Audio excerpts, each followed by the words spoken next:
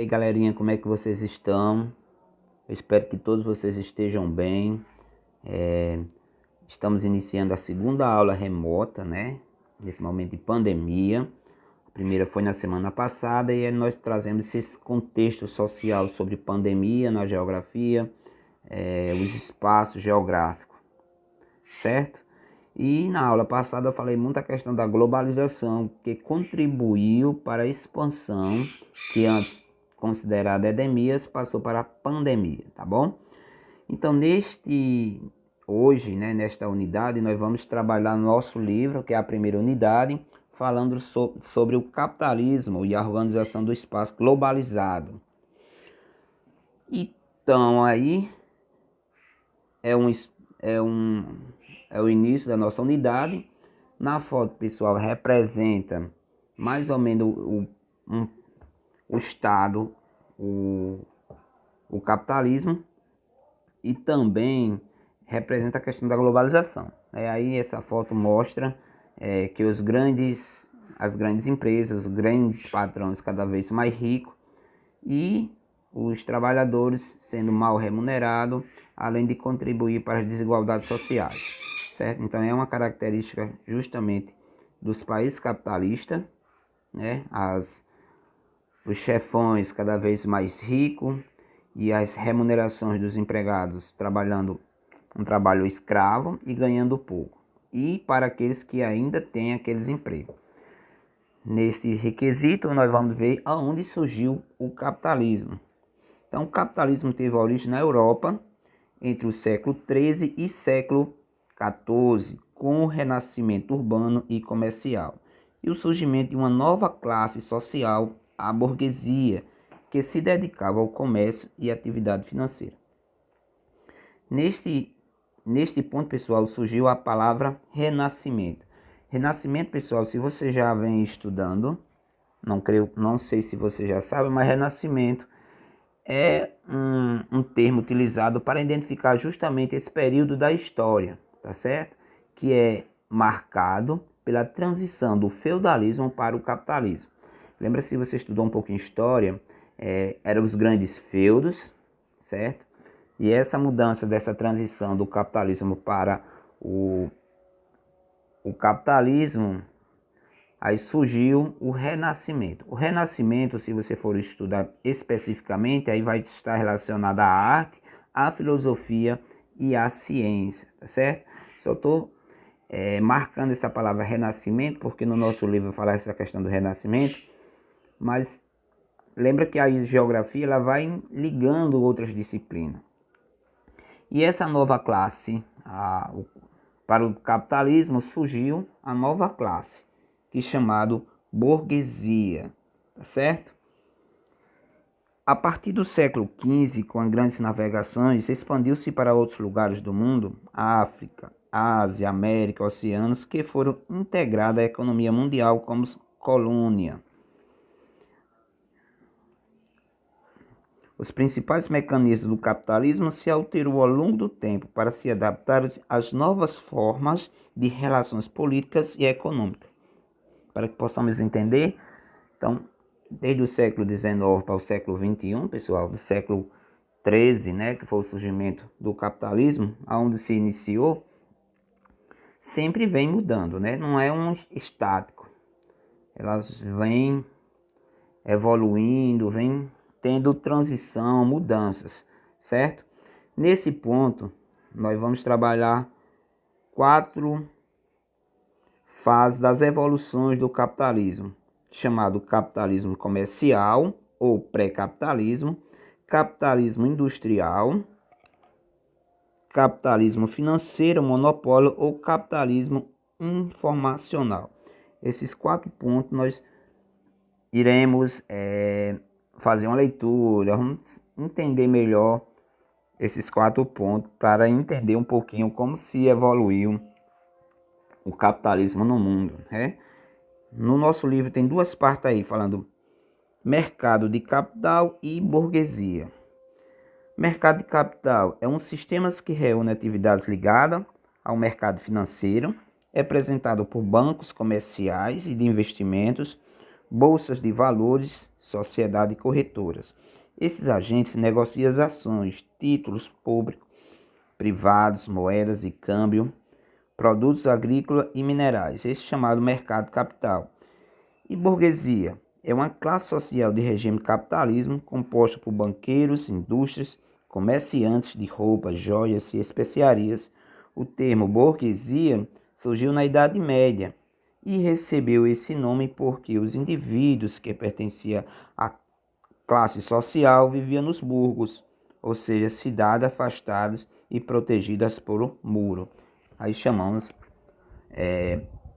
burguesia. No nosso primeiro requisito, né, que a gente vamos estudar 4 mercados capitalistas, né, para nós entendermos, iniciamos pelo capitalismo comercial ou pré-capitalismo. Já falamos aí que surgiu justamente do século XV ao século XVI, que no início deu no século XIII, não foi? Mas esse capitalismo ou pré-capitalismo corresponde a um período de grandes navegações da colônia, quando novas terras principais do continente americano, ou Novo Mundo, tornaram-se conhecidas como se pode ver no mapa abaixo. Pessoal, se vocês verem, no nosso livro está esse mapa, né? Vocês dão para perceber da onde surgiu praticamente as descobertas, praticamente só na Europa. Aí você vai ver que na Europa foi aonde surgiu as principais brigas territoriais. Com a expansão das navegações marinhas, eles começaram a descobrir novas terras que chamamos de colônia. Qual era o objetivo, pessoal? Era justamente apenas para comércio. Então eles utilizavam as colônias, né? Se você entender aí, o nosso Brasil, ele foi descoberto por Portugal e ele foi utilizado por muito tempo apenas como uma forma de mercado. Para o Brasil, ele tirava, né, o ouro, que eles procuravam mais a questão do ouro. E quando eles vinham para o Brasil, eles já vinham com essa mente de mercado, né? E já queria convencer os índios a trabalhar para eles em troca de mercadoria, em troca de espelho, coisas simples, mas ele já utilizava essa ideia de comércio, tá certo? Se você continuar lendo aí, você vai entender um pouquinho justamente as grandes navegações que surgiram no século XV ao século XVI. Vocês vê pelo mapa as primeiras viagens. Você vê pelo mapa Cristóvão Colombo, que é uma das viagens de 1492, o ano. E Cristóvão Colombo foi quem descobriu a América, né? Quando nós vamos estudar espanhol, quem descobriu a América é justamente Cristóvão Colombo, que é um espanhol. Se você for estudar um pouquinho, foi os reis ingleses que ajudaram ele nessa viagem. Ele chegou pelo Mar Caribe, né? Lá pro Caribe. A próxima é viagem da Gama, Vasco da Gama. Então ele viajava para a parte ali da África. Temos o Américo Vespúcio. Temos Pedro Álvares Cabral, que foi de 1500. Lembra que esses outras descobertas foi antes do Brasil. Então alguns dizem que foi um desvio, mas tudo que indica na história que ele já sabia que ali existia aquelas terras, né? E depois tem Fernando de Magalhães, e Alcano, que foi de 1521, e primeira viagem ao Japão, que foi em 1542. Então, com a expansão marítima, eles foram descobrindo esses mercados, justamente no século XVI, no século XV e XVI, com a expansão. Isso aí já deu pré-capitalismo, porque eles utilizavam esses produtos apenas para o seu enriquecimento, né? O enriquecimento do país, o fortalecimento. Aí eles foram criando os grandes potências. Eu quero que depois vocês façam uma leitura do texto, certo? Próximo a gente vai estar falando capitalismo industrial. Então, na segunda metade do século XVIII, lembra que até o século XV, então na segunda metade do século XVIII, quando a atividade produtiva era caracterizada pelo artesanato e pela manufatura. Na Grã-Bretanha ocorreram várias mudanças tecnológicas, sociais e econômicas, que ficaram conhecidas como Revolução Industrial, cujas primeiras etapas durou de 1580 a 1860. Pessoal, quando pensamos capitalismo industrial, pensamos em que? Indústria, né? Então, o mercado da indústria, das fabricações, das fábricas, da produção, né? A questão das máquinas. Então, esse capitalismo industrial justamente foi do século XVIII. Então, já o artesanato ele já ficou de fora, porque era manual e precisava de muita mão de obra. Trouxeram as grandes máquinas, o surgimento das máquinas, como uma forma de expansão, de comércio, né? O surgimento da expansão, da invenção, do uso das novas fontes de energia, como máquinas a vapor, movida a carvão, transformaram a produção dos mercados e multiplicaram a produtividade do trabalho.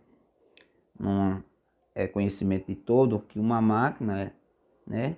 Ela faz função de uma mão de obra muito grande, que é uma quantidade de mão de obra individual por pessoas. Então ela foi substituindo a mão de obra e aí dando maior produtividade.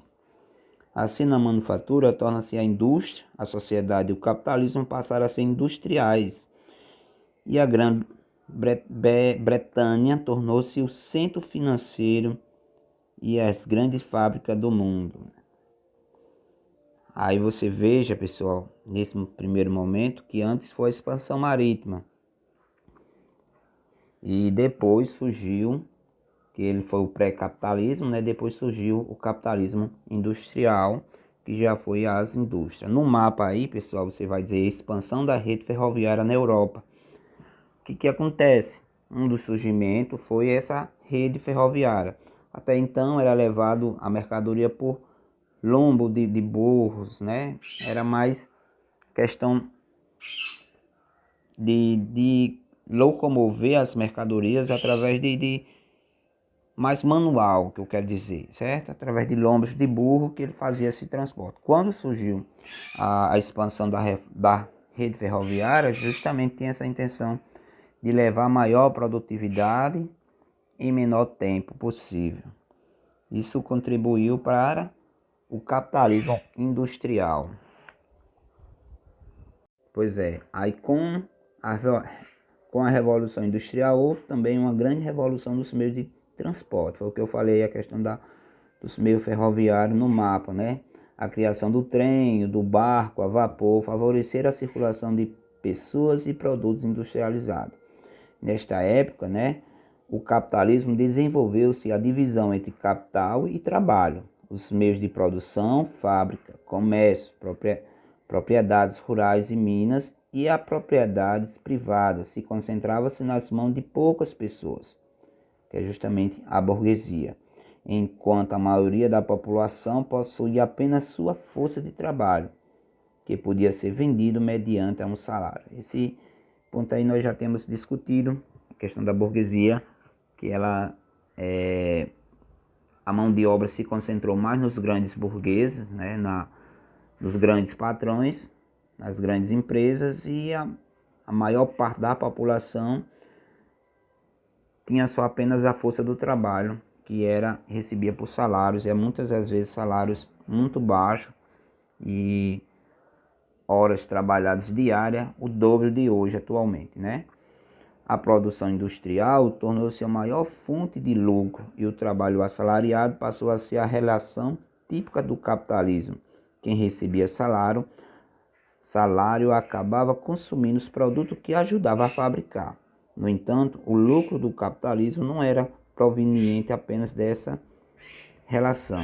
Aí fala sobre Karl Marx, um dos maiores críticos do capitalismo. O lucro dos proprietários dos meios de produção adivinha-se da prática do mais volta. Na sociedade capitalista, o empregador produz mais lucro para o patrão do que o salário que lhe era pago. Diferentemente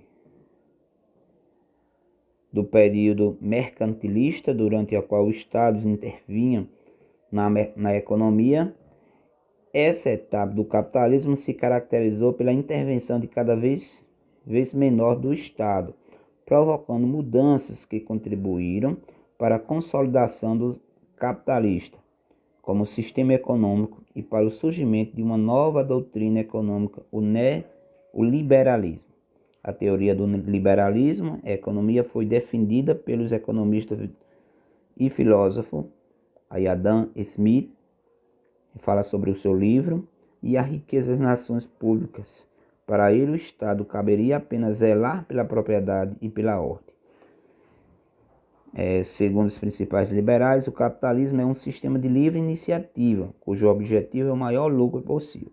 Trata-se de uma economia de mercados regular pela lei da oferta e da procura, em que a ocorrência estimula o proprietário a reduzir custos e a investir em constantes inovações técnicas e tecnológicas. Eu não vou continuar fazendo a leitura, pessoal. Para nós entendermos melhor um pouquinho sobre a teoria liberacionista, né? Isso para os burgueses era muito bom, porque dava essa liberdade para eles fazerem o que quisessem. Então eles investiam cada vez em máquinas, lucrando mais e produzindo muito, né? A produção maior e lucro maior, contribuindo para as desigualdades sociais. O Estado, de certo modo, não intervia mais, o Estado não tinha autonomia mais de tentar mudar essa política neoliberacionista. Já no século XIX, surgiu uma segunda revolução industrial, que foi a utilização de importantes descobertas científicas, foi o surgimento do automóvel, telefone e de novas fontes de energia, como petróleo e eletricidade, além do surgimento de uma nova organização de trabalho, especializada do trabalho em uma etapa de produção, permitindo um grande desenvolvimento à produção industrial, ao comércio e ao transporte. Como consequência, as trocas comerciais se intensificaram e alguns países fora da Europa se industrializaram. Aí o exemplo aí temos Estados Unidos, Canadá e Japão. Para que possamos entender aí a revolução industrial, os novos surgimentos, mais investimento para a produção, né? Aí surge o petróleo, a eletricidade. Ou acontece uma nova mudança no mercado. Precisou de quê? De mais qualificação. Precisamos de pessoas mais qualificadas, mas precisamos de técnica. Se for estudar um pouquinho da história da educação, ele vai falar praticamente nesse período surgiu o tecnicismo, que é as escolas com o intuito de produzir técnicos, né? Técnicos em energia, técnicos em automóvel. Essa nova mudança contribuiu para surgir a questão da necessidade de técnicos, né, de um trabalho mais especializado, tá certo? Passando para o próximo ponto, falando sobre capitalismo financeiro ou monopólio. O crescente aumento da produção e expansão da indústria para outros países no final do século XIX desencadeou disputa por novos mercados consumidores e também por fornecedores de matéria-prima entre os países industrializados da Europa. Como nesta época muitas das antigas colônias na América já haviam conseguido sua independência, as potências europeias estenderam seus domínios para outros pontos do globo e partiram em busca de novas colônias na América e na Ásia, dando início à partilha desses dois continentes, período que ficou conhecido como imperialismo, como se pode ver no mapa a seguir. Neste mapa aí, gente, dá para se entender a questão do imperialismo. Cada cor vai identificando, certo? Cada parte do estado. Nós temos possessão alemã, belga, espanhola, francesa, britânica, italiana, portuguesa, independentes. Pronto. Lembra que já no século XIX já começou os países, os colonos, conseguiram já sua independência. Então as grandes potências já não tinham a mão de obra, e não tinha matéria-prima. Então a intenção era de buscar em outros lugares, por isso que foi para a Ásia e outros países. Nesse cenário, a atividade industrial e a economia passaram a ter um crescimento acelerado e o funcionamento das empresas se tornou mais complexo, que possibilitou aos bancos assumirem um novo papel. Assim, o capital tornou-se essencial para o funcionamento das empresas. Para atrair recursos, muitas empresas se tornaram sociedade anônima e passaram a emitir ações. Nessas empresas, o capital é dividido em partes. As ações são distribuídas entre os sócios ou vendidas ao público. Aí fala a questão do mercado de capital, viu, gente? Aí vem dizendo a Divisão Internacional do Trabalho, DIT, especializada dos países nas relações comerciais, que gera uma divisão produtiva entre o país e região. Nesse novo modelo, você vai observar a organização de uma empresa capitalista. Entender? É sócio, né? Quando tem uma empresa, aí a empresa é muito grande, ela tem vários sócios. Então esses sócios, elas contribuem na forma administrativa, um conselho. Aí tu passa para a divisão dos lucros, que é a Assembleia Geral dos Acionistas, já tem outro setor mais baixo, e faz esse ciclo. Isso aí seria uma caracterização de uma empresa capitalista, tá certo? Que participava do capital das empresas. Desenvolveram-se as corretoras de valores e os grandes grupos empresariais. Iniciou o processo de concentração de capital. É o mercado de trabalho aí, certo? Lá do início nós falamos um pouquinho sobre mercados capitais. Justamente surgiu os bancos, então eles faziam empréstimo para as pessoas, mas a fim de lucrar. Então tinha juro, certo? Então concentrava-se a concentração do capital nas mãos de poucas pessoas ou empresas trouxe como consequência uma monopolização e depois monopólios limitasse a concorrência ou o domínio do mercado pelas grandes corporações em suas diferentes formas contribuíram para levar o capitalismo a uma etapa ainda mais competitiva e consequentemente a uma grande concentração de capitais. Para entender esse pessoal, questão do monopólio, você vai entender aí, pessoal, a questão da Coca-Cola mundialmente, mas eles criam esse monopólio. Qualquer concorrência que aparece, eles compram a empresa. Então eles mantêm o seu monopólio, quer manter-se em cima, ele não quer uma concorrência, tá certo? Então, vem um quadro aí explicando monopólios e oligopólios. Se nós entender monopólio, certo? Capitalismo é justamente isso, é quando você domina um produto, só você quem faz e só você quem vende, então é um monopólio. Oligopólio, pessoal, é que se ajunta a várias empresas, e aí seria por empresas, e mantém aquele produto. Contribui para o cartel. Pessoal, vamos só pensar aqui na nossa cidade, essa questão do oligopólio é a questão dos petróleos, dos postos de combustível. Então, praticamente é proibido fazer esse cartel hoje atualmente, manter um preço só para todos os postos. Pessoal, isso é uma lei, tem uma lei e é proibido, mas praticamente eles mantêm esse cartel. Por quê? Porque um abaixa 1 centavo, outro aumenta outro centavo. A diferença por centavos que para nós não vai ter diferença nenhuma, entendeu? Então essa é a questão do cartel.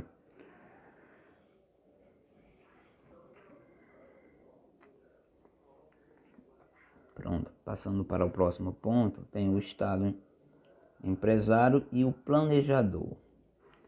O Estado reforçou seu duplo papel como agente econômico e de empresário, como proprietário de empresas estatais e de planejador. Assim passou a intervir diretamente na economia. O principal teórico defensor da intervenção estatal na economia oligopolizada foi o inglês John. Aí tem Maynard Keynes, em sua obra Teoria Geral do Emprego, de Juros e da Moeda. Suas ideias ficaram conhecidas como teoria keynesiana, certo? O keynesianismo deu início a uma época de importantes programas de intervenção pública, ação social, reativação das indústrias nacionais, políticas protecionistas. Pessoal, falando sobre o Estado empreendedor, empresário e planejador, a gente vai entender um pouquinho a questão das empresas estatais, né, que hoje, atualmente, traz essa política de privatização, ou seja, de vender a empresa que pertence ao Estado. Exemplo é a Coserme, certo? A Coserme aqui do RN, ela foi vendida, certo? Então ela não pertence mais o Estado. O que percebe-se aí, pessoal, é que houve uma melhoria, né, na qualidade da energia. Não sei se seria seu tempo, mas antigamente, quando faltava energia, passava 2, 3 dias para a Coserme vir ajeitar. Pertencia ao Estado, mas ele era utilizado muito por política e também a mão de obra, a questão da qualidade de serviço também era muito baixa. Entende-se que a privatização há duplo sentido, né? A exploração do preço e o desempregador que trabalha diferente, porque eles ganham salário mínimo, diferentemente se fosse funcionário do Estado, concursado, queria ter mais vantagem. Então, como passou a ser privado, então salário baixo, melhor qualidade de serviço, né? Exploração praticamente do trabalho, tá certo? Essa seria a ideia principal. Temos uma foto aí que eu apenas vou discutir aí, dizendo aí: no Brasil a intervenção estatal na economia foi marcada por a Era Vargas. Entende-se que na Era Vargas de 1930, já no século XIX, aí, ó, em 1945, ele construiu muitas empresas, né? Durante a década de 1930, pondo em prática a política neoliberal, o governo dos Estados Unidos criou empregos em frente de trabalho, que atuava na recuperação de estradas, aeroportos e parques nacionais. Aí já foi o surgimento do Estado, né? Ele voltando no mercado capitalismo, lembrou do liberalismo, que o Estado não poderia mais intervir na economia, mas aí criou uma forma do próprio Estado produzir as empresas, né? A empresa Energia, tem os Correios, né? Tem a própria Petrobras, também que pertence ao Estado. Trabalha muito essa política de privatização, alguns defendem, outros não. Uns dizem que dá prejuízo, outros não. Mas aí foi essa política. Nós vamos encerrar. E próxima semana a gente vai dar continuidade com o capitalismo financeiro depois da Segunda Guerra Mundial. Tá certo? Pessoal, desculpa aí alguns erros, certo?